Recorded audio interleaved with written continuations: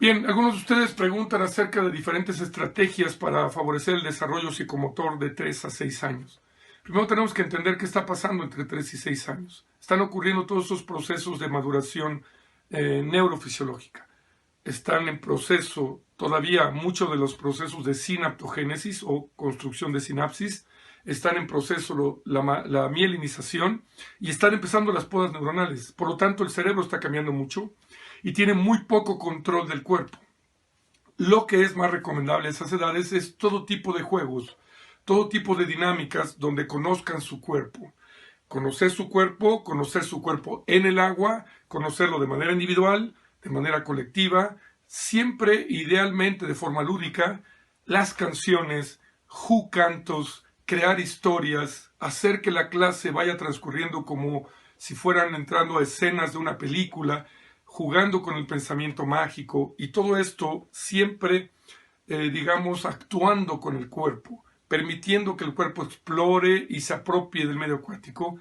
Estos serían los mejores recursos para estimular el desarrollo psicomotor y entre más diverso, entre más rico, entre más creativo y emocionante sea, mucho más benéfico.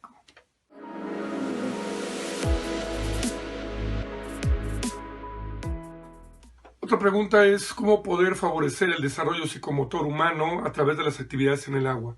Bueno, el desarrollo del sistema psicomotor, que está integrado por el tono muscular, la postura equilibrada bípeda, la lateralización o especialización hemisférica, las nociones del espacio, el tiempo y el cuerpo, todo este sistema que llamamos sistema psicomotor se enriquece a través de experiencias múltiples, de permitirle diferentes vivencias tan diversas, tan ricas y tan estimulantes en la parte emocional, que el niño vaya adquiriendo de cada una de ellas nuevos recursos, nuevas maneras de vivir su cuerpo y de tener conciencia primero de su propia corporalidad y luego de la corporalidad en el agua.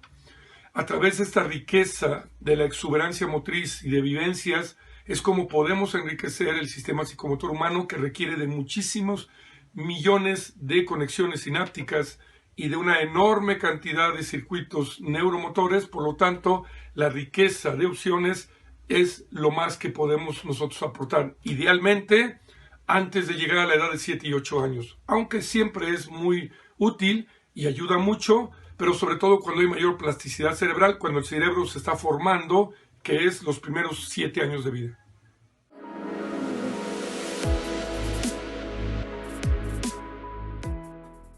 Algunos otros me preguntan de la teoría de David Holloway o de otros especialistas en psicomotricidad, en desarrollo humano, etc.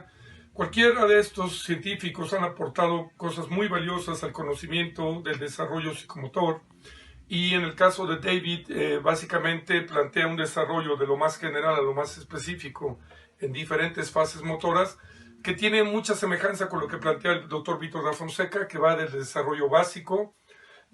Cuando nacemos somos seres sensomotores, todavía no somos psicomotores, es decir, que nuestros movimientos no obedecen a un análisis reflexivo, una planificación del movimiento con operaciones complejas, sino es básicamente intuitivo, reflejo y sobre todo con mecanismos de protección y de supervivencia. Esto va a ir cambiando a un nivel de conciencia, a una noción del espacio, del tiempo y del movimiento que el propio individuo va ganando, y digamos es en paralelo a la teoría de Holloway y de el doctor Vítor da Fonseca. En su momento Makarenko lo explicó de alguna manera similar, es decir, en muchos autores. Creo que ahí hay más convergencias que divergencias y quizá los términos no sean los mismos, pero lo importante es entender que el desarrollo va de lo más general a lo más específico. Vamos adquiriendo capacidades motrices de dominio de nuestro cuerpo y esto va a ir ocurriendo sobre todo en los primeros 7 u 8 años de vida. Después tenemos mucho más control del cuerpo. En esencia es exactamente lo mismo.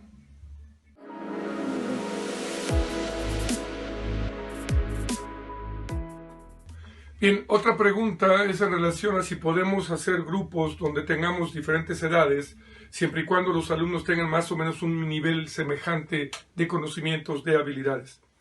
En principio depende de muchas cosas.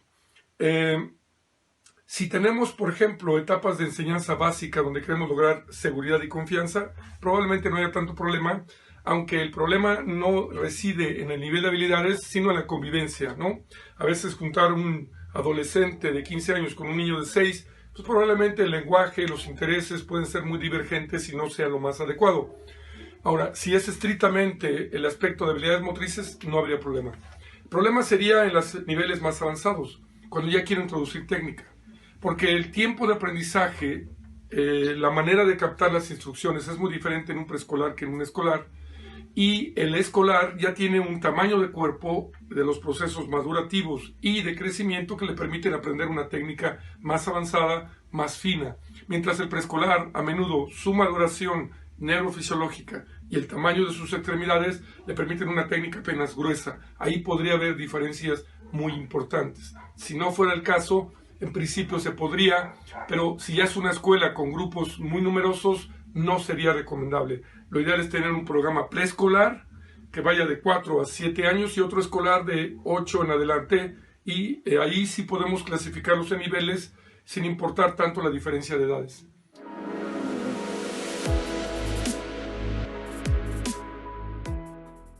Bien, hay una pregunta que me hacen en relación a que hay algunos niños de 12 a 14 años que ya se desplazan en el agua, ya tienen unas ciertas habilidades y que quieren aprender técnica. Preguntan si es favorable empezar con el crawl o el dorso, etc. Bueno, primero que nada, si efectivamente ya tienen un buen nivel de habilidades, yo podría empezar con el estilo de crawl.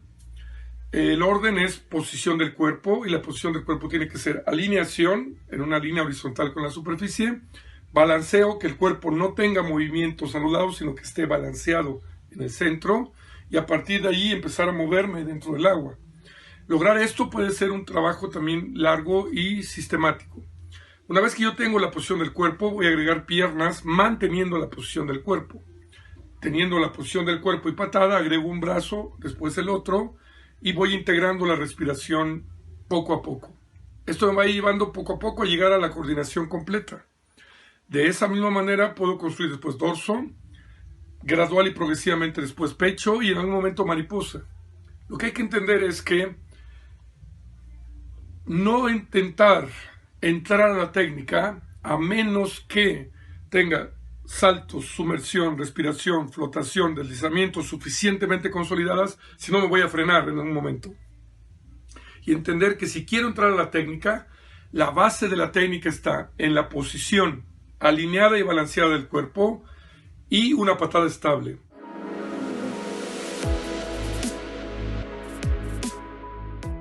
Y hay otra inquietud, ¿cómo se diferencian constructivismo y conductismo?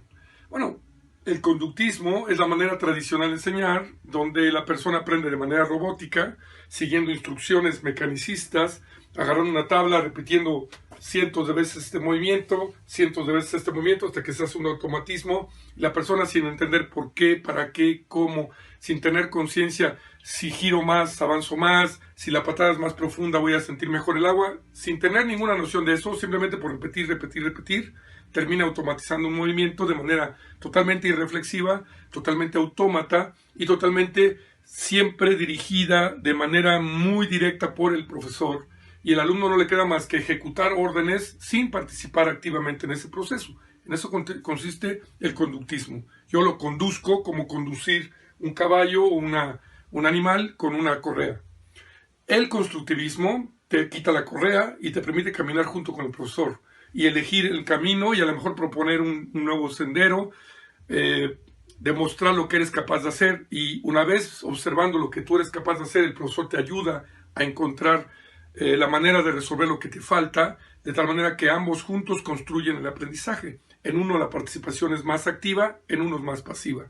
En uno la participación profesor-alumno es de iguales, en la otra el profesor es el que manda y el alumno es el que obedece.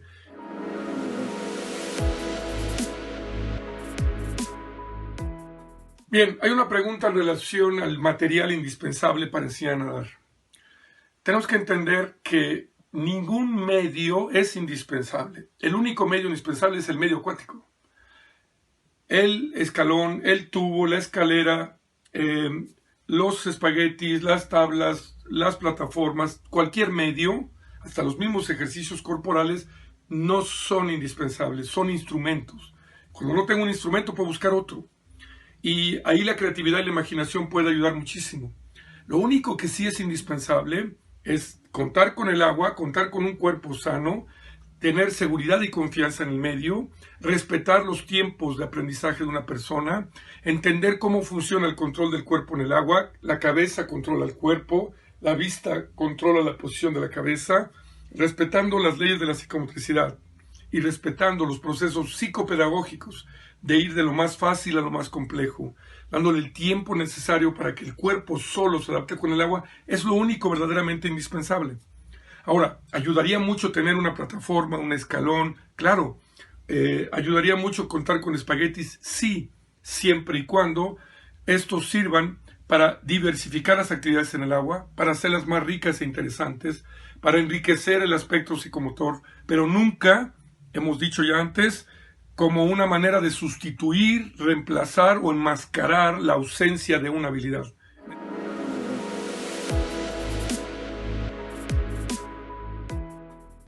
Bien, otra pregunta es en relación a si podemos hacer grupos donde tengamos diferentes edades, siempre y cuando los alumnos tengan más o menos un nivel semejante de conocimientos, de habilidades. En principio depende de muchas cosas. Si tenemos, por ejemplo, etapas de enseñanza básica donde queremos lograr seguridad y confianza, probablemente no haya tanto problema, aunque el problema no reside en el nivel de habilidades, sino en la convivencia, ¿no? A veces juntar un adolescente de 15 años con un niño de 6, pues probablemente el lenguaje, los intereses pueden ser muy divergentes y no sea lo más adecuado. Ahora, si es estrictamente el aspecto de habilidades motrices, no habría problema. El problema sería en los niveles más avanzados, cuando ya quiero introducir técnica. Porque el tiempo de aprendizaje, la manera de captar las instrucciones es muy diferente en un preescolar que en un escolar. Y el escolar ya tiene un tamaño de cuerpo de los procesos madurativos y de crecimiento que le permiten aprender una técnica más avanzada, más fina. Mientras el preescolar, a menudo, su maduración neurofisiológica y el tamaño de sus extremidades le permiten una técnica apenas gruesa. Ahí podría haber diferencias muy importantes. Si no fuera el caso, en principio se podría, pero si ya es una escuela con grupos muy numerosos, no sería recomendable. Lo ideal es tener un programa preescolar que vaya de 4 a 7 años y otro escolar de 8 en adelante, y ahí sí podemos clasificarlos en niveles sin importar tanto la diferencia de edades.